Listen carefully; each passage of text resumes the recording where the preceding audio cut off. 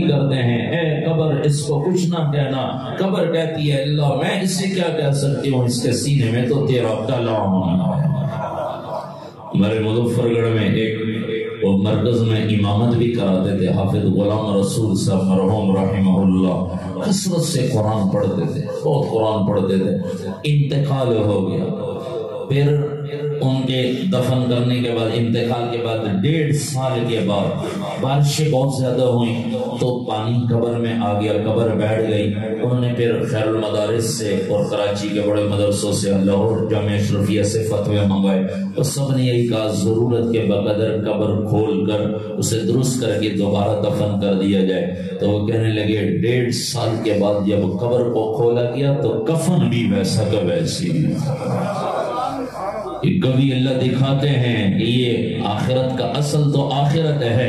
یہاں تو نظر آ رہا ہے چٹائی پر بیٹھ کر یہ کیا کریں گے, لیکن یہ مرنے کے بعد پتہ چلے گا, والدین کو پتہ چلے گا. آج تو لوگوں کے تانے سن لو, یہ تو لوگ تانے دیتے ہی رہتے ہیں. میں مدرسے میں پڑھتا تھا تو ہمارے واپڑے میں میری رہائش ہے, تو کبھی کوئی پوچھتا تھا اب کتنے جو ہے کون سے درجے کے برابر آپ کی تعلیم ہے, BA کے برابر ہے, MA کے برابر ہے, کس کے برابر آپ کیا لگ سکتے ہیں. وہاں تو یہی ہے, یہاں یہ جو ہے اتنے 9ویں اسکیل میں لگ سکتے ہیں, 12ویں اسکیل میں, 14ویں میں, 16ویں میں انجینئر لگ سکتے ہیں, 17ویں اسکیل میں کتنی تنخواہ ہوگی, یہی پوچھتے رہتے ہیں. اور یہ پھر لوگ تانے دیتے ہیں یہ مولوی صاحب انہوں کو تکشف پتہ کہنے.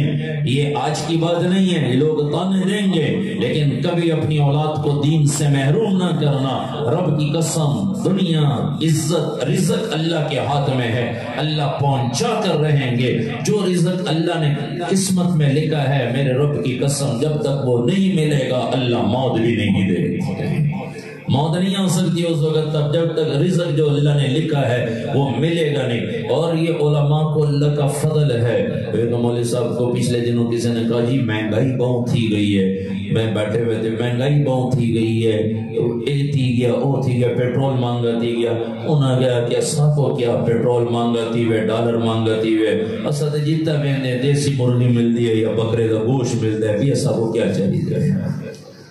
اللہ کھلا رہے دین کی نسبت سے, انہیں تو پرواہی کوئی نہیں, پرواہی کوئی نہیں. یہاں اللہ کے ہاتھ میں رزق ہے, ہم اللہ کو راضی کر لیں, رزاق کو ساتھ لے لیں, رزاق کو. تو یہ تانے تو لوگ دیتے رہیں گے, مجھے آپ کا بیٹا کیا کرے گا, کیا بنے گا.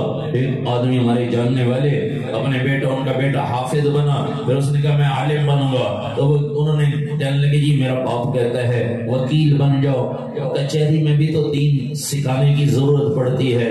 تو میں نے کہا ٹھیک ہے وکیل بننا بھی کوئی منع نہیں ہے, لیکن جہاں کام ہی جھوٹ سے چلتا ہو کوئی آپ کے پاس آئے گا, سب سے پہلے آپ کہو گے کہ جی اگر 2 لاکھ کی چوری ہوئی ہے, وکیل پہلے کہے گا جی اتنا خرچہ آئے گا, 2 لاکھ نہ لکھواؤ 4 لاکھ لکھواؤ, یہیں سے جھوٹ شروع ہو جائے گا. آپ کیا کرو گے, آپ کیا کرو گے. وہ جس کے آپ مقدمہ لڑ رہے ہو وہ کہے گا میرے پاس تو ہے ہی اتنے, تو آپ خود ہی کہو گے پھر اتنے لکھوا دیتے تاکہ میری فیس تو پوری ہو جاتی. تو میں نے کہا کوئی منع نہیں ہے, لیکن دین کے ساتھ لگنا, دین کو سیکھنا, یہ تو تانے لوگ دیتے رہیں گے.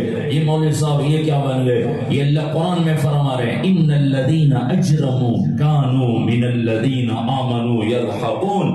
قرآن میں اللہ نے 1400 سال پہلے کا سے نقشہ کھینچ لیا ہے. اللہ فرما رہے ہیں نافرمان لوگ ایمان والوں کا مذاق اڑائیں گے, یضحکون ان پر ہنسیں گے, وَإِذَا مَرُّوا بِهِمْ يَتَغَامَزُونَ جب ان کے پاس سے گزریں گے تو ہم کو میں اشارے کریں گے. مولوی ویندہ پھر تو مولوی دیکھو وَإِذَا مَرُّوا بِهِمْ يَتَغَامَزُونَ وَإِذَا انقلبوا إِلَىٰ أَهْلِهِمْ انقلبوا فَقِيهِينَ. اور جب یہ گھر کو جائیں گے تذکرہ چلے گا مولوی صاحب وہی مولوی بے وقوف ہے, مولوی کو تو کچھ پتہ کیا نہیں. قرآن میں اللہ کہہ رہے ہیں فقیہین وَإِذَا رَأَوْهُمْ قَالُوا إِنَّ هَؤُلَاءِ لَضَالُّونَ. اور اللہ فرما رہے ہیں یہ جب ان کو دیکھتے ہیں وہ کہتے ہیں یہ تو گمراہ لوگ ہیں, ان کو تو کشف تک یعنی دنیا سائنس پہ پہنچ گئی، یہ پرانے زمانے کی باتیں کرتے ہیں۔ اللہ فرما رہے وما ارسلوا علیہم حافظین، یہ نافرمان ان فرمان برداروں پر، ایمان والوں پر نگہبان نہیں بنائے گئے ہیں، ان پر نگران نہیں ہے۔ ہاں ایک وقت آئے گا قیامت کا دن، فَالْيَوْمَ الَّذِينَ آمَنُوا مِنَ الْكُفَّارِ يَضْحَكُونَ، آج تو یہ ایمان والوں کا مذاق اڑاتے ہیں، اور یہ حافظ جی کوئی آ جائے، ایم پی ایس صاحب آئے ہیں، ایم پی ایس صاحب آئے ہیں، جو ڈاکٹر صاحب آئے ہیں، فلاں انجینئر صاحب آئے ہیں، اور یہ حافظ آیا، مولوی آیا، نام بھی بے ادبی سے لیتے ہیں، تو یہ بھی مذاق ہے۔ ہاں مولانا صاحب تشریف لائے ہیں، حافظ صاحب تشریف لائے ہیں، یہ اعزاز دیا کرو ان کو، تاکہ قیامت کے دن یہی لوگ ہوں گے جو اللہ کے دربار میں سفارش کریں گے، اللہ کے دربار میں سفارش کریں گے۔ فَالْيَوْمَ الَّذِينَ آمَنُوا مِنَ الْكُفَّارِ يَضْحَكُونَ، اللہ فرما رہے اس دن، قیامت کے دن، یہ ایمان والے ان نافرمانوں کا مذاق اڑائیں گے، نافرمانوں کا مذاق اڑائیں گے۔ اللہ فرمائیں گے نافرمان کھڑے ہوں گے، اور یہ جنت میں جائیں گے تو اللہ فرمائیں گے ان کے سامنے سے گزرو، اکڑتے ہوئے گزریں گے۔ نافرمان اس دن ان کا مذاق اڑایا جائے گا، آج برداشت کر لو دنیا میں تھوڑا سا، اور اپنے بچوں کو کبھی دینی تعلیم سے محروم نہ کرنا۔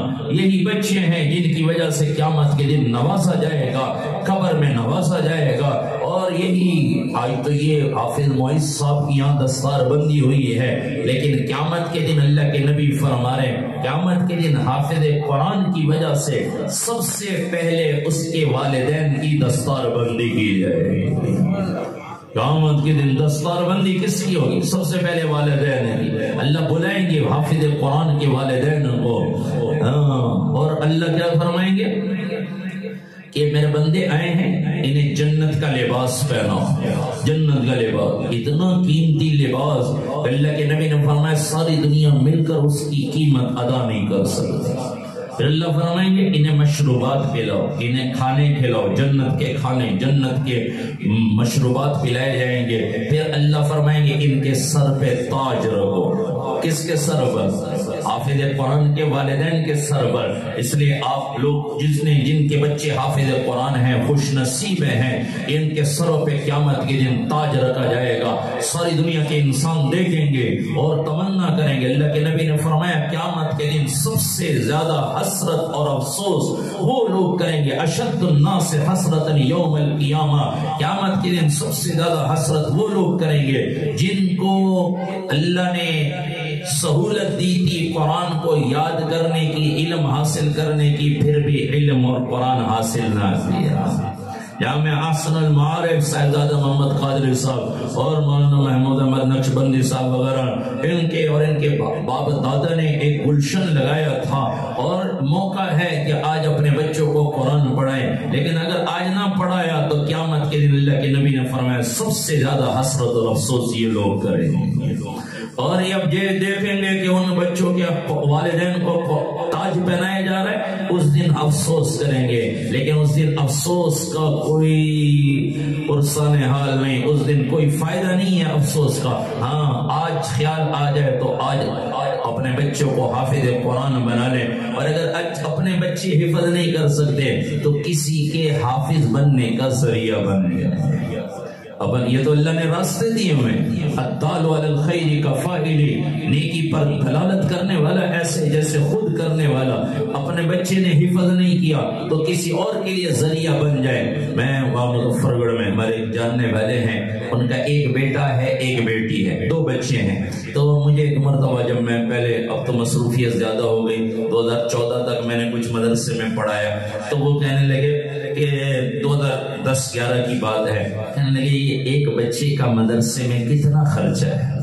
تو میں نے کہا آپ کیوں پوچھ رہے ہیں؟ بس وہ اللہ چلا رہے ہیں۔ میں سمجھا شاید وہ پوچھنے کے لیے بھائی مدرسے کی اتنے پیسے یہ کہاں سے آ رہے ہیں، اور دنیا دار قسم کے بھی تھے۔ تو کہنے لگے کہ میرے 2 بچے ہیں، میری چاہت تھی، میری خواہش تھی کہ میرے بچے حافظ بنے، ایک بیٹی ہے ایک بیٹا، لیکن میرے بچے حافظ نہیں بن سکے، تو میں نے سنا ہے کہ جو کسی کے حافظ قرآن بننے کا ذریعہ بن جائے گا وہ حافظ قرآن قیامت کے دن اس کو بھی جنت میں ساتھ لے جائے۔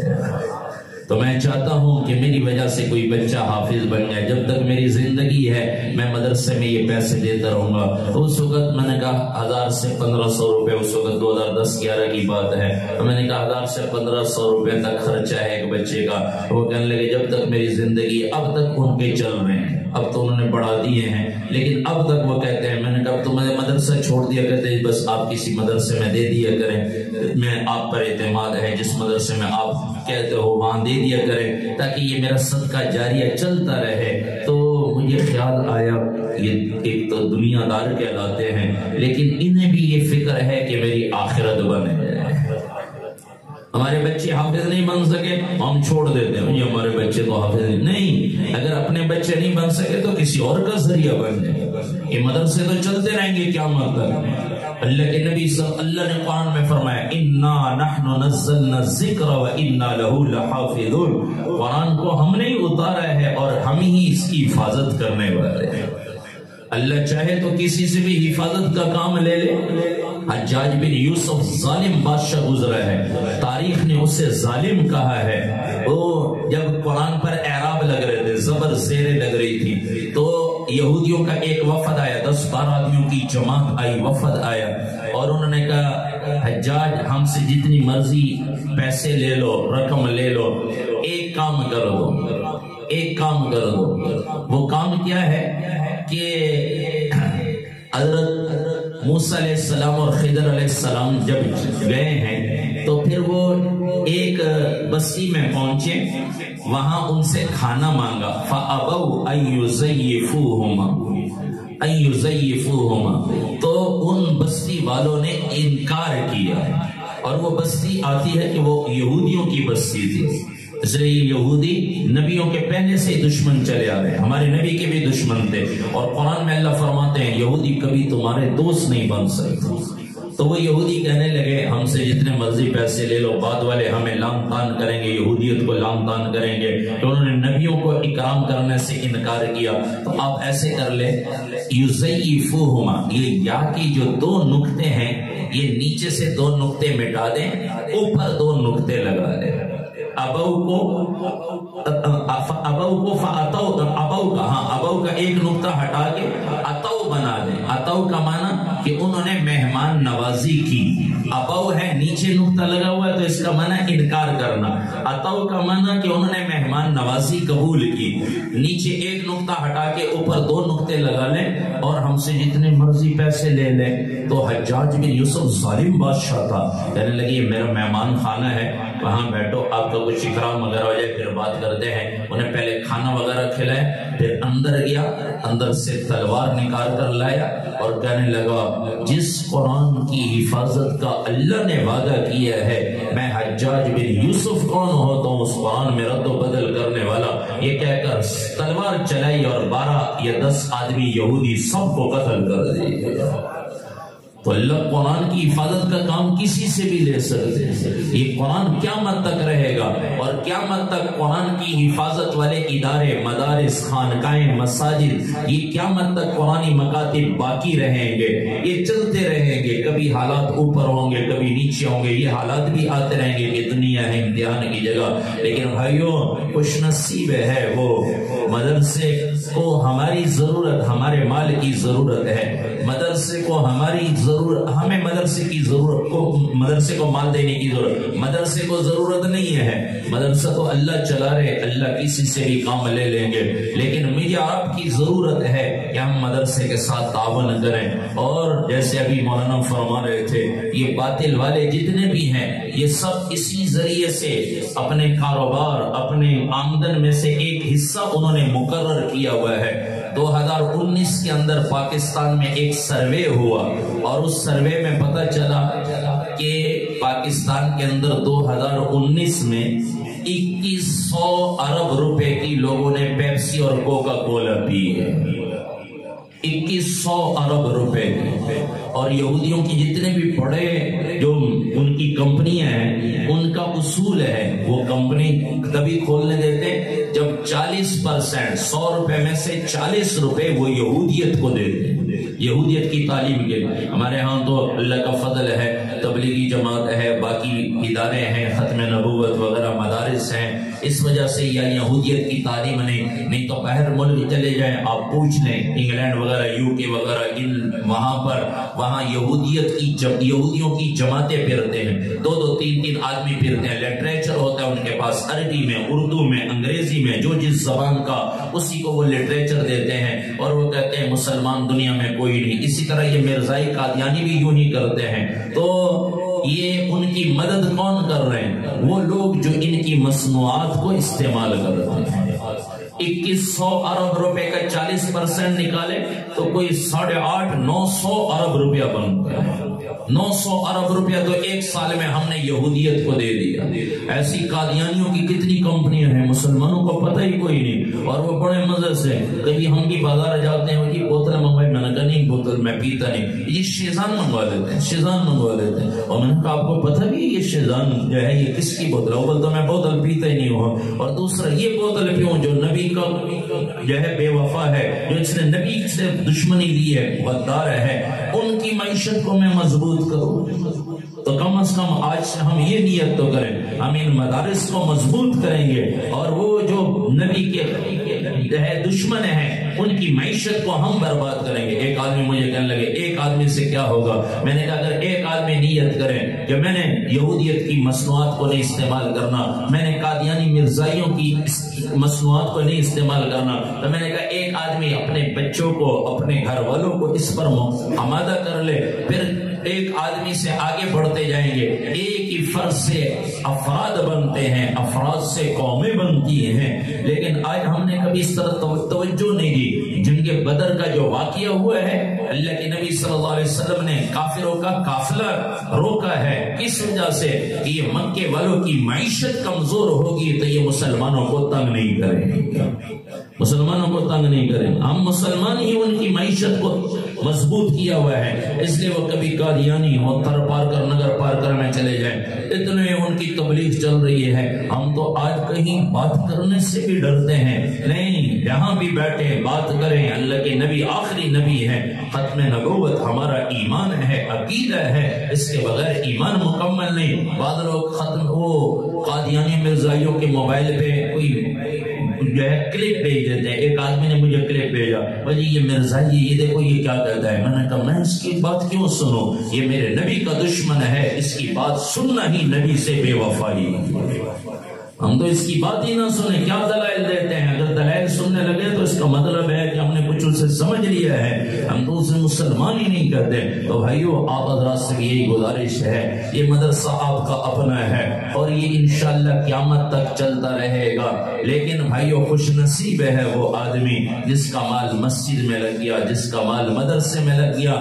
ہمارے جاننے والے ہیں، وہ وابڑا میں ملازم ہیں، تو ایک مرتبہ انہوں نے مجھے ایک شاپر دیا، پہلی مرتبہ جب میں مدرسے میں پڑھاتا تھا، تو وہ کہنے لگے کہ مدرسے میں دے دینا۔ میں نے کہا یہ کیا ہے؟ کوئی 10 کا نوٹ تھا، 20 کا، 50، 100 کا، 500، 1000 کے بھی تھے۔ تو کہنے لگے میں روزانہ صبح ڈیوٹی پہ جاتا ہوں تو میں صدقہ نکال کے جاتا ہوں، روزانہ ڈیوٹی پہ جاتا ہوں، صدقہ 10 ہوں 20 ہوں جتنے ہوں، تو تنخواہ لے دو تو 500 بھی 1000 بھی ڈال دیتا ہوں، تو کبھی 3000۔ یہ پہلے کی بات 2014 سے پہلے میں نے مدرسہ پڑھاتا رہا تو اس وقت کی بات ہے۔ تو یہ میں روزانہ صدقہ نکال کے جاتا ہوں۔ اللہ کے نبی نے فرمایا اپنے بیماروں کا علاج صدقے سے کرو، ناگہانی موت سے بچنا ہے تو کثرت سے صدقہ دو، کثرت سے صدقہ دو۔ تو میں نے ان سے ویسے ایک دن جب وہ مجھے دینے لگے، ہر مہینے کہنے لگے مدرسے میں، تو میں نے ایک دن ویسے پوچھ لیا، میں نے کہا اس کا کوئی اثر بھی پتہ چلا ہے؟ کتنے عرصے سے کر رہے ہیں؟ کہنے لگے 3 سال سے زیادہ ہو گئے، 3 سال سے زیادہ۔ میں نے کہا کوئی اثر بھی؟ کہنے لگے ان 3 سالوں میں میرے گھر میں کبھی کوئی ایسی بیماری نہیں آئی، ایک مرتبہ کچھ بیماری آئی تھی، کوئی بچے بھی بیمار ہوئے، میں بھی، تو میرا امس جو ہے ڈاکٹر کو چیک کرانے گئے تھے، 2000 روپے ہمارے لگے تھے دوائی پر اور ڈاکٹر کی فیس پر۔ ان 3 سالوں میں 2000 سے زیادہ میرے ایک ہی مرتبہ لگے ہیں، دوبارہ کبھی بیماری پر اتنے پیسے نہیں لگے۔ تو بھائیو یہ حقیقت ہے، ہمارے جو جاننے والے ہیں انہوں نے پیٹرول پمپ لگائے، پہلے ایک پمپ تھا ان کا، پھر دوسرا پیٹرول پمپ، تو تقریباً 4 سال کے اندر انہوں نے دوسرا پیٹرول پمپ لگایا۔ تو مجھے بلایا جی دعا کے لیے آپ آ جائیں، اور بھی علماء تشریف لائے تھے، علماء سے تعلق ہے۔ تو میں نے ویسے ہمارا تکلف والا ہے معاملہ. تو میں نے ویسے پوچھ لیا, میں نے کہا رضوان بھائی یہ آپ نے دوسرا پمپ لگا لیا اور لوگ تو کہتے ہیں نقصان میں جا رہے ہیں, کورونا بھی آیا فلانا, تو یہ پیسہ کہاں سے آیا؟ میں نے کہا کوئی ہیروئن وغیرہ تو نہیں بیچ. میں نے ویسے مزہ کہنے لگے یہ سوال تو آج تک کسی نے مجھ سے نہیں کیا, لیکن میں آپ کو بتاتا ہوں آپ سے تعلق ہے. تو کہنے لگے جو میں نے پہلا پمپ لگایا تھا, اللہ نے مجھے پیسے کچھ دیے, زمین بیچی, تو میں نے اس میں نیت کی تھی کہ میں اس کا 8واں حصہ مسجد اور مدرسے میں لگاؤں. کہنے لگے حالات آتے رہتے ہیں. پھر ایک وقت وہ آیا کہ پیٹرول پمپ بیچنا پڑا مجھے. میں نے ارادہ کیا, مجھ پر قرضے اتنے ہو گئے تھے, لیکن میں جو لوگوں کے قرضے تھی وہ بھی لکھتا تھا اور جو مسجد مدرسے کا قرضہ وہ بھی لکھتا تھا. پھر ایک دوست نے مجھے کہا پمپ نہ بیچو, میں تمہیں پیسے دے دیتا ہوں, قرضے ادا کر دو. تو کہنے لگے جب انہوں نے مجھے پیسے دیے تو میں نے وہ مسجد مدرسے کا قرضہ بھی اتارا پہلے اور لوگوں کا قرضہ بعد میں اتارا. پھر میں چلتے چلتے وہ جو دوست تھے ان کا قرضہ اترا اللہ کے اس مسجد اور مدرسے پر لگنے کی برکت سے. اور آج 14 سال ہے کہ 4 سال میں اللہ نے ایک اور پمپ دے دیا اور اس میں مجھ پر کسی کا قرضہ کوئی نہیں. اور آپ دیکھیں گے بڑی عالی شان مسجد بنائی ہے, بنات کا مدرسہ بنایا, بنین کا بچوں کا مدرسہ. تو یہ کس وجہ سے؟ کبھی کبھی اللہ یہ دکھاتے ہیں جو دین پر خرچ کرتا ہے اللہ ایسے عطا فرماتے ہیں. واقعات تو بہت سارے ہیں. شیخ الحدیث مولانا ذکریہ صاحب رحمۃ اللہ علیہ نے لکھا ہے, یحییٰ برمکی رحمۃ اللہ, یحییٰ برمکی ایک خلیفہ گزرا ہے, وہ ابو سفیان ثوری رحمۃ اللہ علیہ کی خدمت میں ہر مہینے 1000 دینار یا 1000 درہم بیچتے تھے. 1000 دینار لے لیں تو بہت زیادہ رقم ہے, لاکھوں میں بن جاتی ہے. اگر درہم لے لیں 1000 درہم تو یہ بھی 60-65 ہزار روپے, کیونکہ درہم 60-65 کو یا اس سے زیادہ ہوگا یا کم ہوگا, بر کتنے کا یہ 60-65 ہزار روپے ہر مہینے ابو سفیان ثوری رحمت اللہ علیہ کی خدمت میں بیچتے تھے. کس لیے؟ کہ یہ دین کی خدمت میں لگے ہوئے, انہیں دنیا کی فکر نہ ہو, تاکہ دنیا کی فکر نہ ہو, دین کی کرتے رہے. اور سفیان ثوری رحمت اللہ علیہ کے بارے میں شیخ الحدیث صاحب لکھتے ہیں رحمت اللہ علیہ, وہ لکھتے ہیں کہ سفیان ثوری رحمت اللہ علیہ وہ سجدے میں دعا کرتے تھے, یا اللہ یہ یحییٰ برمکی میری دنیا کا کفیل بنا ہے تو اس کی آخرت کا کفیل بنے. انتقال ہو گیا. پھر انتقال کے بعد کسی اللہ والے نے خواب میں دیکھا, زیارت ہوئی, پوچھا کیا ہوا, کہ اللہ نے اپنے سامنے کھڑا کیا اور اللہ نے فرمایا تو میرے بندے ابو سفیان کا ثوری رحمت اللہ علیہ کا کفیل بنا, جا آج اس کی دعا قبول ہے, آج میں تیرا کفیل ہوں, میں نے تیری مغفرت کر دی. تو بھائیو ہم قبروں میں ہوں گے لیکن یہ صدقہ جاریہ چلتا رہے گا. ایک ہے کہ کوئی انتقال کر جاتا ہے تو مولوی صاحب سے کہا جاتا ہے بچے بھیج دو قرآن پڑھ لیں. ایک یہ ہے کہ ہمارے مرنے کے بعد یہ مدرسے چلتے رہیں گے, ہم نے اس میں پیسہ لگایا اور مدرسے چلتے رہیں گے, بچے پڑھتے رہیں گے, خود بخود ان کے قرآن پڑھنے کا ہمیں اجر ملتا رہے. تو سارے نیت کریں انشاءاللہ اپنی آمدنی میں سے, اور اس سے کبھی مال کمی نہیں آتی.